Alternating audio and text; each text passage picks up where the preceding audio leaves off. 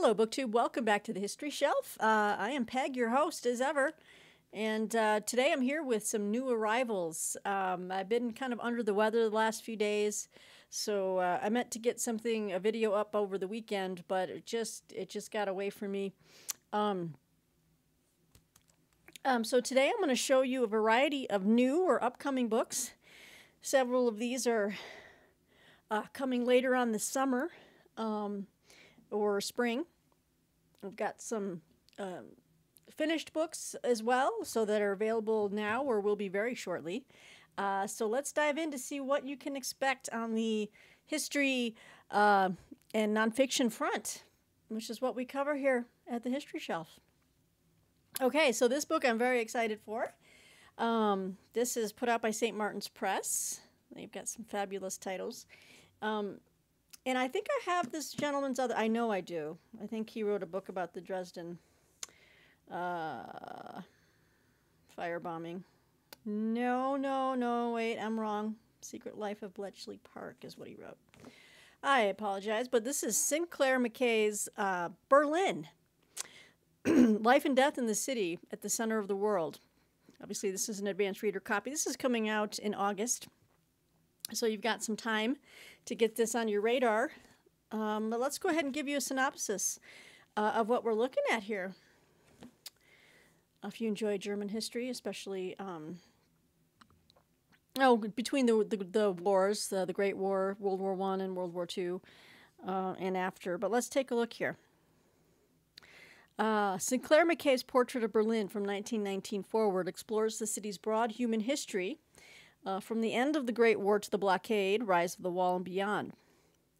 It begins by taking readers back to 1919, when the city emerged from the shadows of the Great War to become an extraordinary byword for modernity in art, cinema, architecture, industry, science, and politics. McKay then traces the city's history through the rise of Hitler in the Battle for Berlin, which ended in the final conquest of the city in 1945. It was a key moment in modern world history, but beyond the global repercussions lay thousands of individual stories of agony, from the countless women who endured nightmare ordeals at the hands of the Soviet soldiers, to the teenage boys fitted with steel helmets too big for their heads and guns too big for their hands. McKay thrusts readers into the human cataclysm that tore down the modernity of the streets and reduced what was once the most sophisticated city on earth to ruins. Amid the destruction, a collective instinct was also at work, a determination to restore not just the rhythms of urban life, but also its fierce creativity. In Berlin today, there is a growing and urgent recognition that the testimonies of the ordinary citizens from 1919 forward should be given more prominence, that the housewives, office clerks, factory workers, and exuberant teenagers who witnessed these years of terrifying, and for some initially exhilarating, transformation should be heard. Today, the exciting, youthful Berlin we see is patterned with echoes that lean back into that terrible vortex. In this new history of Berlin, Sinclair McKay erases the lines between the generations of Berliners, making their voices heard again to create a compelling, living portrait of life in the city that lay at the center of the world. Sorry for my delivery. Oh, there goes my... Woo! I'm hitting puberty or something. It's a cold or sinuses. It's just not been feeling the greatest, so I'm sorry for my voice. So Berlin, August this year. This looks to be, of course, I hope to get a finished copy from the publisher, just so I can have a more full index. There's no index right now, as well as whatever photographs and graphics and maps. Don't have those yet in an advanced reader copy, but hopefully so. All right, so that's coming in August. This is a very intriguing book. I was asked if I would like to take a look at a copy, and I said absolutely. This is coming out in this month, okay, and this is from Flatiron Books. And this is Undelivered, The Never Heard Speeches That Would Have Rewritten History by Jeff Nussbaum. Doesn't even have a... That's really definitely an arc. But we do have a bibliography here. Okay. I didn't get a press sheet with this, but I think it was in the email that I received about it. Oh, okay, here we go. A fascinating insight into notable speeches that were never delivered, showing what could have been if history had gone down a different path. For almost every delivered speech, there exists an undelivered opposite. These second speeches provide alternative histories of what could have been if not for crises that developed, crises that were averted, changes of heart, and other momentous turns of events. In Undelivered, political speechwriter Jeff Nussbaum presents the most notable speeches the public never heard, from Dwight Eisenhower's apology for a D-Day failure to Richard Nixon's refusal to resign the presidency. Wow. And even Hillary Clinton's acceptance for a 2016 victory. The latter never seen until now. Whoa. Examining the content of these speeches and the context of the historic moments that almost came to be, Nussbaum considers not only what they tell us about the past, but also what they can inform us about our present. So doesn't this just sound like a fun read right here? On politically, I just looked at that word, sorry. Oh, here's one. Edward VIII's refusal to abdicate the throne. That didn't... Wow, check that out. Yeah, what could have been, eh? I'm particularly intrigued to read about President Nixon's refusal to resign. Can you imagine? Oh, wow. And then some of the other ones in here. Let's see here. Let me pick out one more for you. Oh, even Condoleezza Rice. Okay, so they really kind of go into some detail here. Wow. Even an Illinois governor, John Peter Altgeld's farewell address following his defeat in the 1896 election. Okay. I don't know how many of us have heard of this guy, but it's pretty intriguing. There's a lot of examples in here. And this says comes out in May. I don't have the date exactly. All right.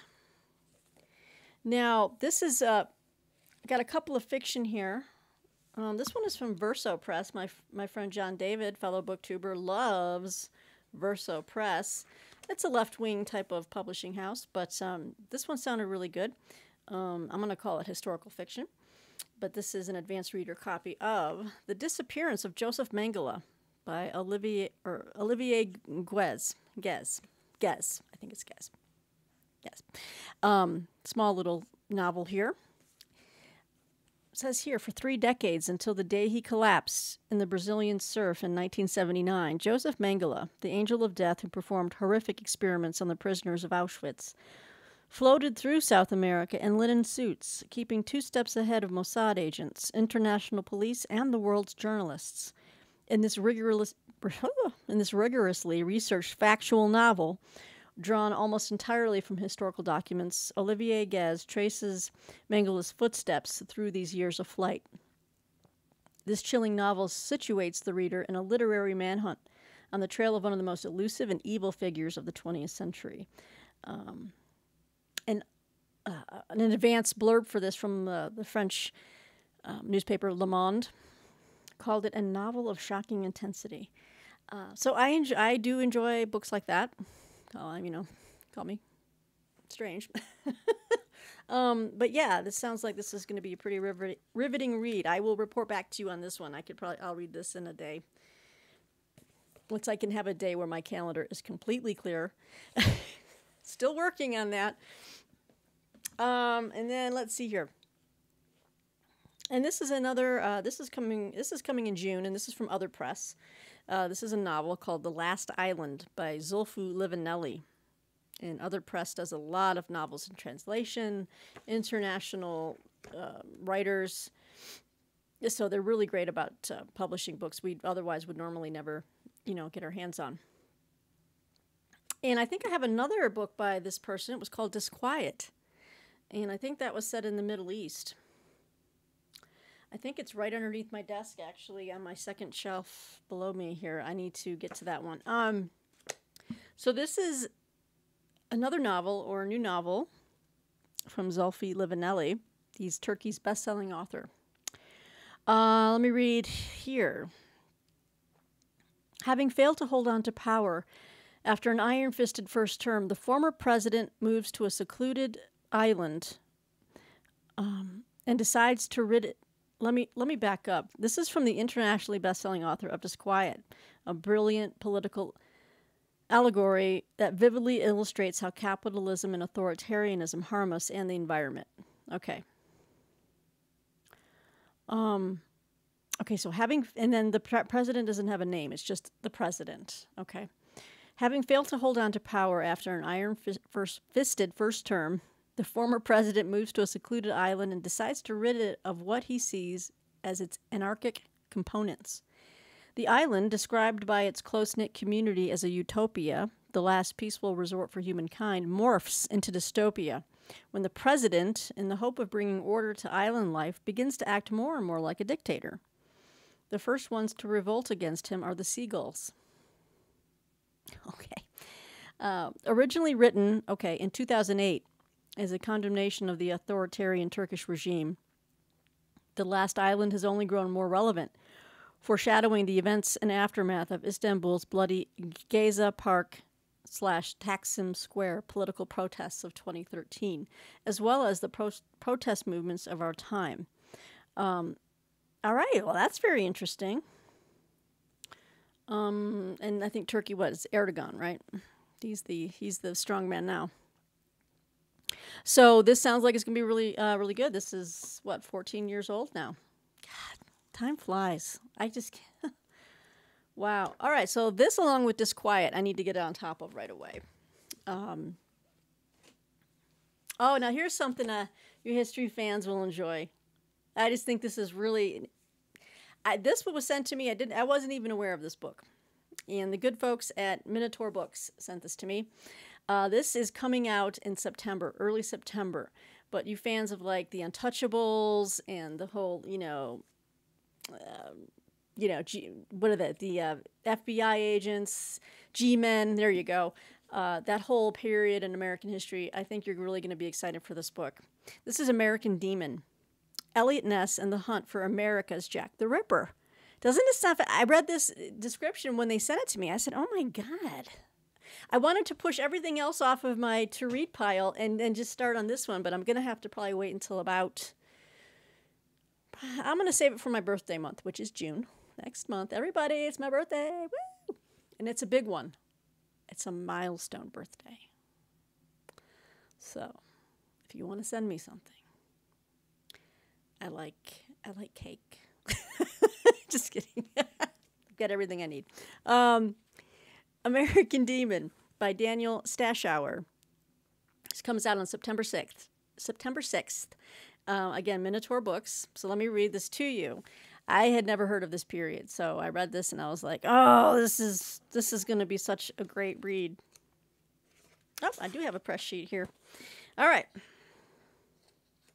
Daniel Stashower is the New York Times bestselling author of The Hour of Peril, which won the Edgar Award, returns with a fascinating look at the career of legendary lawman Eliot Ness, a man who, as Stashower reveals, won praise for something he didn't do and was then blamed for failing to close a case that he may actually have brought to a resolution. American Demon begins in the Great Depression when Cleveland found itself the stalking grounds of the Mad Butcher of Kingsbury Run, a serial murderer who, like the Boston Strangler or San Francisco Zodiac Killer, kept a city in a state of terror.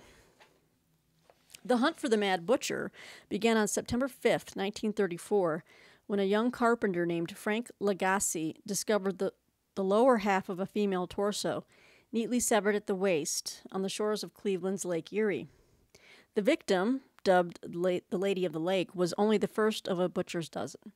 Over the next 4 years, 12 more bodies would be scattered across the city. The bodies were dismembered with surgical precision and drained of blood. Some were beheaded while still alive. I've never heard of this. And I've watched a lot of different crime shows and documentaries. I've never heard of this. Fear gripped the city. Amid the growing uproar, Cleveland's besieged mayor turned to his newly appointed director of public safety, Elliot Ness. Famous for busting Al Capone and his bootleg empire in Chicago, Ness now confronted a case that would redefine his storied career. A charismatic young crusader who has his eyes set on national public office, Ness was on the rise, and he threw himself into the case. The grueling hunt for the Mad Butcher would take its toll on him as dozens of leads turned into dead ends and the killings continued. The manhunt would end on a note of uncertainty, on which Stash Hour sheds a startling light. Okay, maybe some new developments. Okay, so fabulous. Doesn't this sound fantastic? And this is the Advanced Reader's Edition, but it does have it have some... No, there's no photos in this one. I hope to get a finished copy. But I had never heard of the Mad Butcher.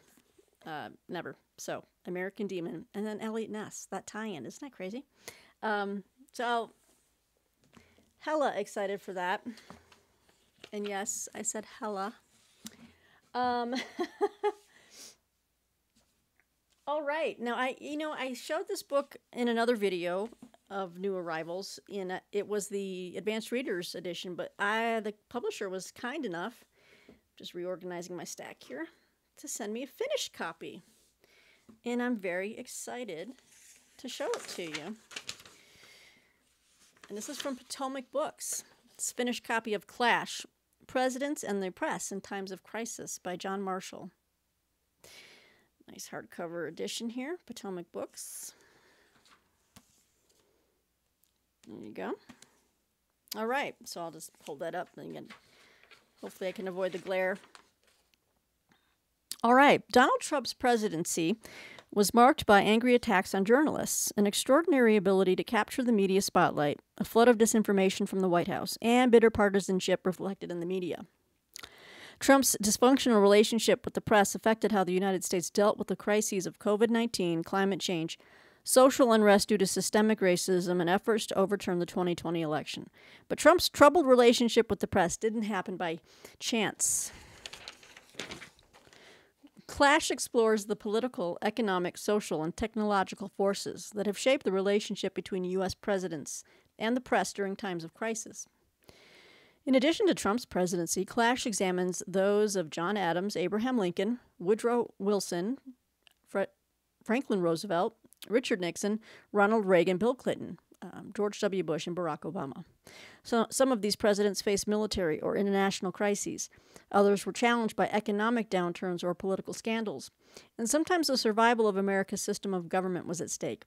By examining what happened between presidents and the press during these pivotal times, Clash helps us understand how we arrived at our current troubled state of affairs. It concludes with recommendations for strengthening the role the press plays in keeping presidents accountable. All right, well, so let's see how the finished copy looks here. And this is our author, John Marshall. Very nice. Okay. Franklin, Woodrow, John Adams. So lots of notes, very in-depth note-taking here, and bibliography. Takes up about less than a third of the book, but I mean, that's quite a bit. Right here are all the notes.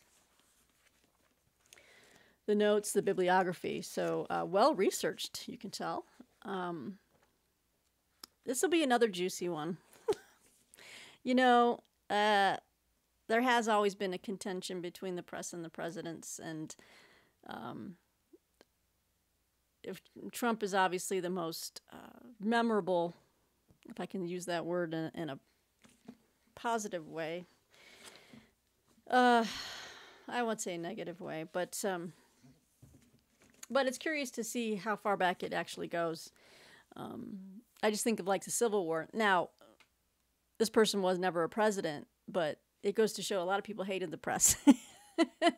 Like Sherman hated the press because they were actually divulging his battle plans, and put his movements and his strategic goals at risk in the Civil War. But a lot of people did not like the press, and so you can see that extending to the presidents. But I'm excited to take a look at the finished copy here of Clash from Potomac Books.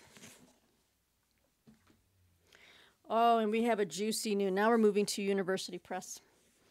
University Presses.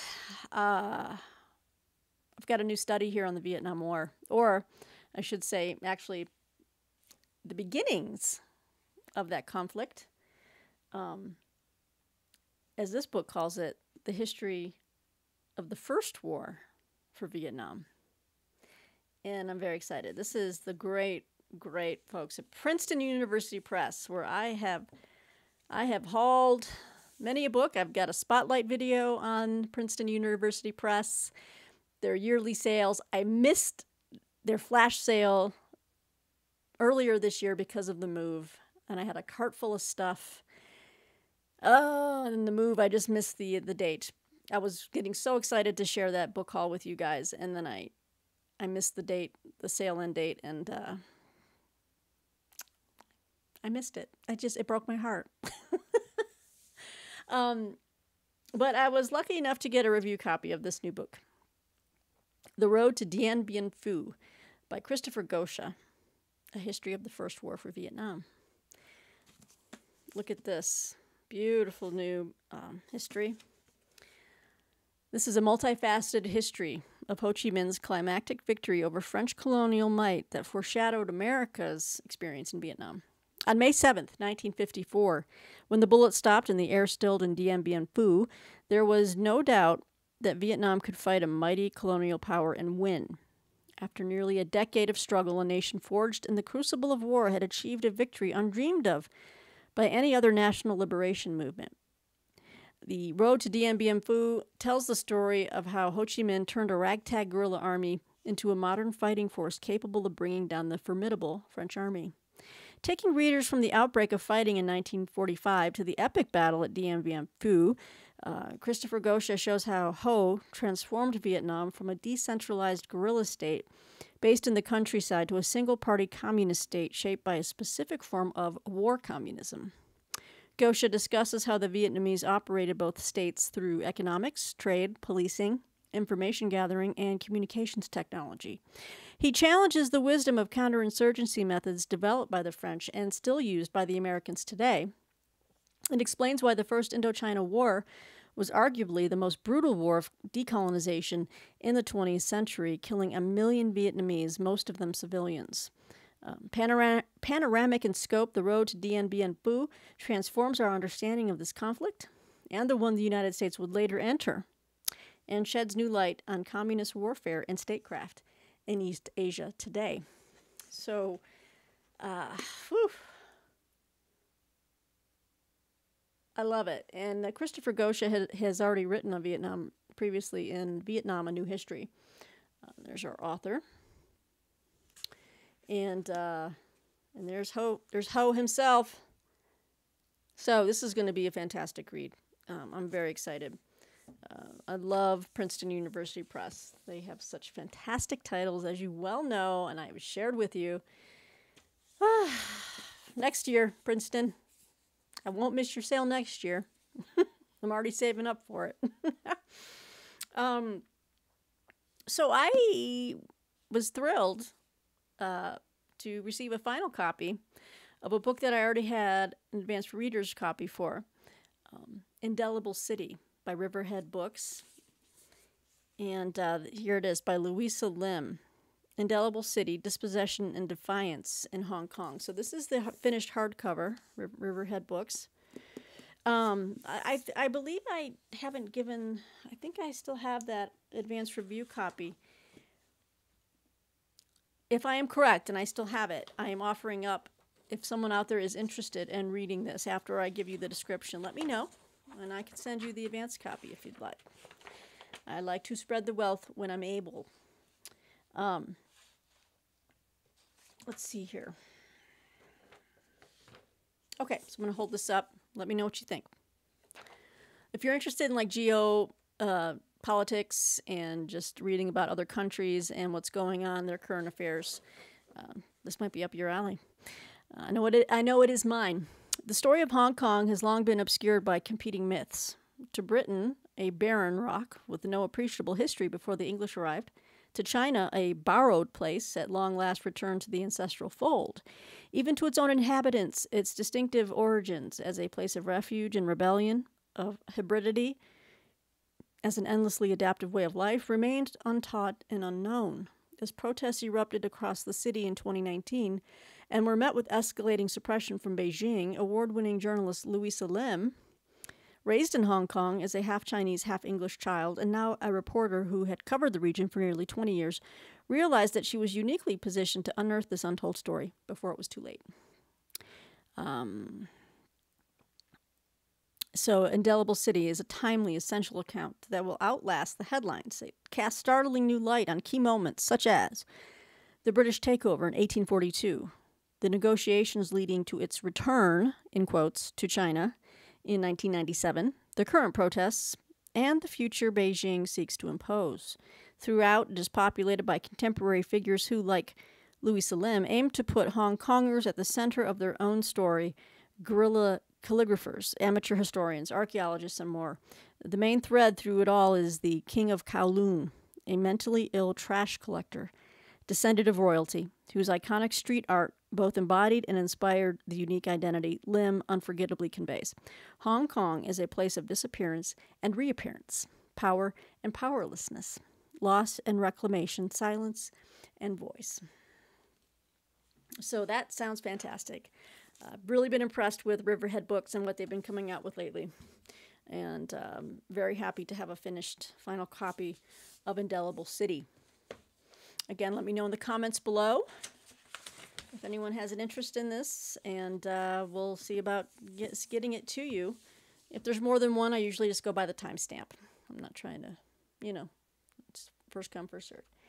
And then we're going to move on to two new books from Naval Institute Press. I'm very happy to have. They offered these up, and one of them extremely in my wheelhouse.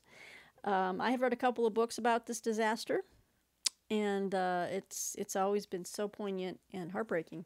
But there's a brand new history on it, and this is Destruction of the Steamboat Sultana, the worst maritime disaster in American history, by Jean Eric Selecker. Brand new release from Naval Institute Press. Let's see here. So I'm going to read this to you. If you're not familiar with the Sultana, it will break your heart.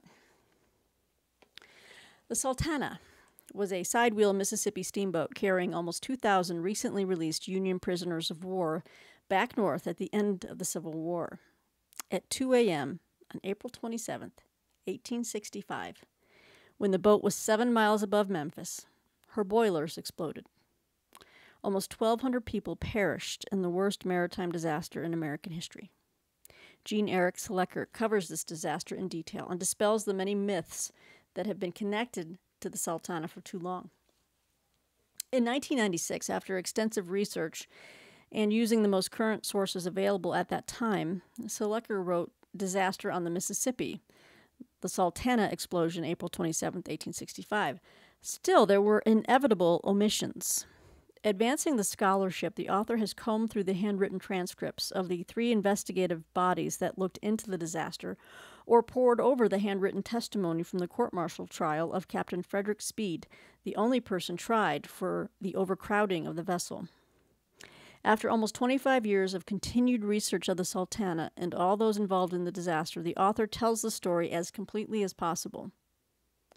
Paroled prisoners, civilian passengers, guards, crew members, rescuers, and eyewitnesses describe the catastrophe in their own words. By bringing his research back to primary sources, Selecker reveals the truth about the last fateful moments of the Sultana. So he updates his own research here. And Mr. Selecker is recognized as one of the leading authorities on the Sultana disaster and owns the largest collection of Sultana memorabilia. Isn't that fabulous? So this is going to be a big, juicy book here. I'm wondering, I might want to write a review for this for Saber and Scroll. I might pitch this to my editor at Saber and Scroll Journal, which in an upcoming video I will be telling you about. And all of you potential historians out, well, potential writers out there who have ideas for writing an article, a research article. I'm going to be talking about this new journal that I want everyone. It's actually been around for several years, but I want everyone to check it out. Anyway, Saber and Scroll Journal I write for, and this is Destruction of the Steamboat Sultana. And I think in an upcoming issue, I might pitch this. This will be a nice, big, weighty, essay-length type of book review. It'd be perfect for that. So that is from Naval Institute Press. Thank you. Another book, but this is fiction, historical fiction from Naval Institute Press. It is part of a series of books that I haven't read any of, but I'm guessing I can just jump in. I'm hoping so. It might make me want to go back and read the series from the beginning, but this, and I'm sure Mark Richardson might know about this one. This is a Peter Wake novel. This is called Code of Honor, a novel of Rear Admiral Peter Wake, U.S. Navy, in the 1904-1905 Russo-Japanese War by Robert N. Macomber. It's brand new in hardcover, Naval Institute Press. It says here, on a hot June day in 1904, the Russo-Japanese War is raging in Korea, and Rear Admiral Peter Wake, 40-year veteran of naval espionage, ship combat, and guerrilla wars, is in his White House office as special assistant to President Theodore Roosevelt. The precarious hostage crisis in Morocco has diverted Wake from his critical main project, obtaining Imperial Germany's 1903 revised invasion plans against the United States. After defusing the hostage mess, Wake and his unique team head for Hamburg and St. Petersburg in grand style on a diplomatic mission. It is, however, merely a facade for the false flag operation to get those German plans by meeting with a German army staff officer codenamed Othello. When Wake and his cohorts arrive at Hamburg in the aftermath of a recent assassination in Russia, they are forced to change Wake's meeting with Othello. Reluctantly, Wake's Spanish-born wife Maria agrees to step in and clandestinely meet Othello, portraying herself as his Russian handler. What a saucy lass. She instructs the German on how the transaction will unfold inside Russia, using thinly veiled blackmail when he balks at the last moment. Later that night, in their public roles, Wake and Maria meet Kaiser Wilhelm II at a diplomatic soiree. Through flattery, Wake ingratiates himself with the Kaiser, learning inside information about German-Russian ties and impending German help on the Russian war effort to defeat Japan in the ongoing Russo-Japanese War. Are you following me? But German army intelligence is watching Wake and the others closely, and worry mounts about Othello being turned into a double or triple cross. My goodness, keeps going. Even as Wake hobnobs with Kaiser Wilhelm II and Tsar Nicholas II, all right, he reconnects with contacts in the sordid world of intelligence. In a perilous evening in St. Petersburg, Wake is trapped by the dreaded Russian Okhrana into joining the Russian fleet, and the Okhrana was like the secret police, into joining the Russian fleet as a neutral observer on their 18,000-mile voyage around the world to engage the superior Japanese fleet, a certain death sentence. Wake's subsequent trek around Europe, Africa, and Asia drives him into the clutches of the Japanese Black Dragon Society, the cataclysmic Battle of Tsushima, which changed world history, the chaotic Trans-Siberian Railway and Potemkin Mutiny in the 1905 Russian Revolution, the Portsmouth Naval Station peace talks, the 1906 Nobel Peace Prize in Norway, and many different codes of honor. And that is all in one book. This little slim book, he's going to be a busy man up in this book, is all I'm going to say. But yeah, there's a series of books, I believe. Let me show you here. There we go. Oh, yeah. Yeah. Okay, this is called the Honor Series. And there's always honor in the title. This one is Code of Honor. Oh, yeah, 16th. This is the 16th novel. There's no way I could read all 15. I'm just going to jump into this one and then go backwards, I suppose. But that's a list of all of the books by Macomber in this series with Peter Wake. So, but this is the latest one. So, I'm kind of thrilled to have it and see if I can, go backwards in time. That should be pretty fun. All right, and then we conclude with 2 new books from Osprey, and I think the good folks at Bloomsbury shared these with me. This is a hardcover. It's already out. And this is When the Shooting Stopped, August 1945, by Barrett Tillman. As you can see, Osprey Books. Okay. Let's see here. In the 44 months between December 1941 and August 1945, the Pacific Theater absorbed the attention of the American nation and military longer than any other. Despite the Allied grand strategy of Germany first, after the Japanese attack on Pearl Harbor, the U.S. was committed to confronting Tokyo as a matter of urgent priority. But the journey from Oahu to Tokyo was a long, sanguinary slog, averaging at an advance of just 3 miles per day. The American toll paid on that road reached some 108,000 battle deaths. It's incomprehensible. More than 1/3 of the U.S. wartime total. However, by the summer of 1945, on both the American home front and on the front line, there was growing hope. The devastating impact of the atomic bombs dropped on Hiroshima and Nagasaki in early August seemed sure to force Tokyo into accepting the Allies' demands for surrender, announced at the Potsdam Conference in July. What few understood, though, was the vast gap in the cultural ethos of East and West at that time. In fact, most of the Japanese cabinet refused to surrender, and vicious dogfights were still waged in the skies above Japan. This new history tells the story of the final weeks of the war, detailing the last brutal air, land, and sea battles with evocative first-hand accounts from pilots and sailors caught up in those extraordinary events. Award-winning author Barrett Tillman then expertly details the first weeks of a tenuous peace and the emerging battle lines for the forthcoming Cold War as Soviet forces concluded their invasion of Manchuria. When the Shooting Stopped retells those dramatic events of August 1945, drawing on accounts from all sides to relive the days when the war finally ended and the world was forever changed. So, this sounds great. I really kind of neat little, not a niche history. I mean, it's very narrow, and it's definitely focused on those last few months. And it's about about 250 pages, so it's got a lot to cover. I'll be curious to see how he does with that. A lot was going on, but obviously it's August 1945, but I'm sure there'll be a run-up to it. I'm excited to check this one out as well. I do love my World War II history. And then my final book in my new release video. This is also from Osprey. It's part of their Essential Histories, small, like thin, glossy histories. And I think I've shown you one or two already. I have a couple on the Vietnam War, but this one takes us back to feudal Japan. This is War in Japan, 1467 to 1615 by Stephen Turnbull. And that beautiful cover. Again, Essential Histories are kind of branded like this, and they're very slim volumes to give you a nice big overview. Oh, getting glitchy with it. Obviously, lots of heavy on illustrations and maps and photographs too. Let's get into it here. In 1467, the Onin War ushered in a period of unparalleled conflict and rivalry in Japan that came to be called the Age of Warring States. This one kind of is of a piece with the other book I just showed you on Japan.